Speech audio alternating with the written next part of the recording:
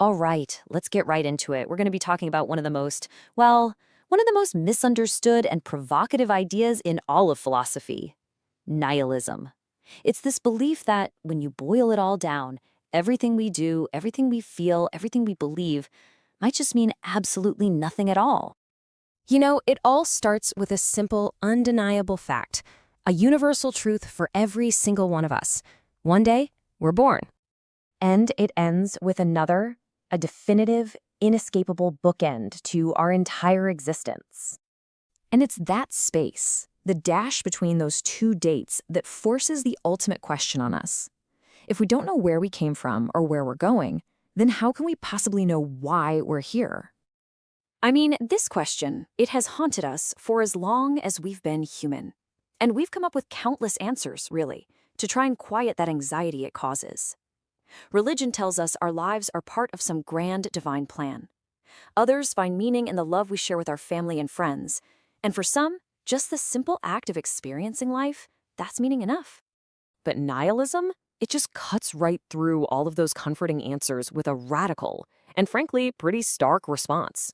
It suggests that all our actions, our suffering, our joy, our beliefs, in the grand scheme of things, they're entirely senseless. So, what exactly is this ideology of nothing? Let's break down where this whole idea comes from and what it truly, truly means.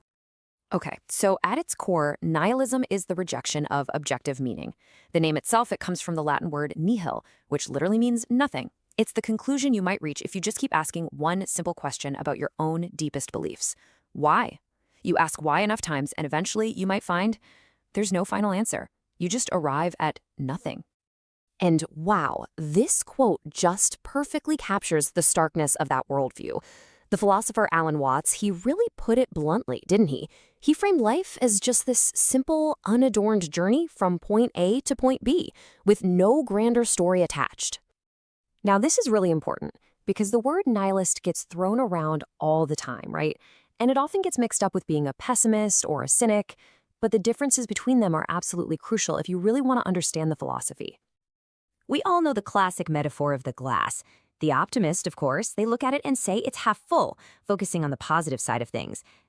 While the pessimist sees that same glass as half empty, always believing the worst is probably going to happen. But here's the key. Both of them agree that the glass and what's inside of it matters. But the nihilist, they reject the entire setup. Full, empty, who cares? It's all irrelevant because the glass, the water, and our opinion of it, none of it has any built-in value. It just is. And this is where you can really see the difference. See, a pessimist believes good and evil are real. They just think evil is going to win out in the end.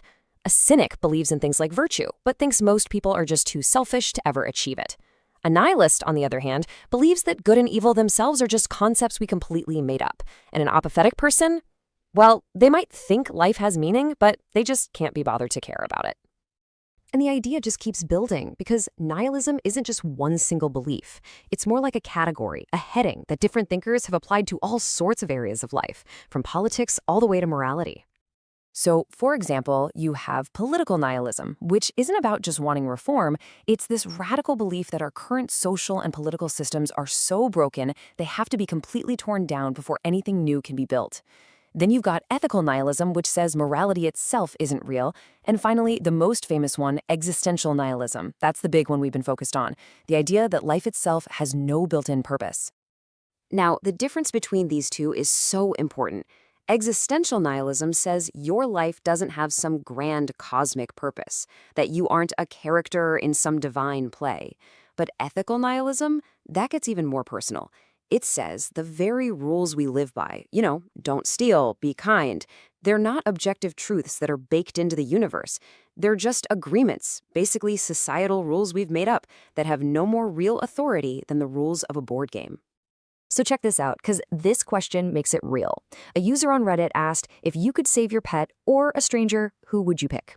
An overwhelming number of people said they'd save their pet, and when someone challenged them on it, one person replied, why do you think a human life is worth more than an animal's? And you know what? Nobody could give a definitive, logical answer.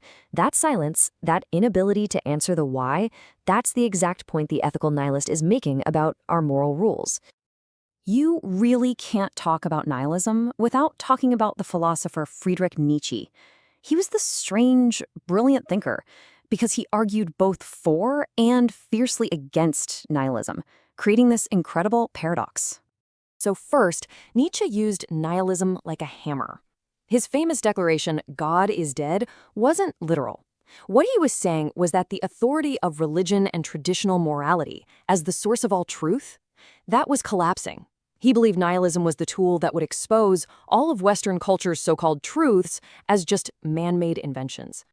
But then, in the exact same breath, he issued this dire warning. He was terrified that a world with no shared values, a world where nothing is sacred, would lead to a catastrophic breakdown of civilization. I mean, if nothing truly matters, how can we condemn truly horrible things?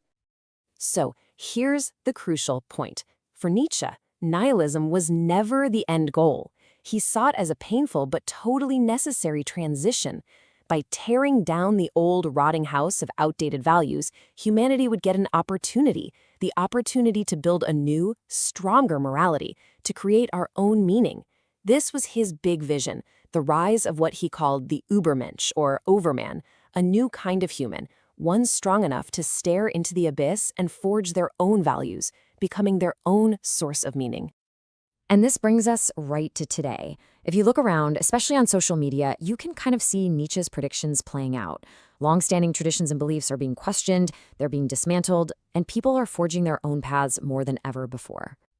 You know, Shakespeare captured this feeling centuries ago. The sense that our lives, with all their drama and all their passion, might just be a performance on a stage for no one, signifying nothing in the end. But maybe nihilism isn't a dead end. Maybe seeing life not as meaningless, but as a blank canvas. Maybe that's the ultimate form of freedom. If there's no pre-written script, no grand design we have to follow, then the power to create meaning rests entirely with you. So maybe the question isn't whether life has meaning, it's what meaning will you choose to give it?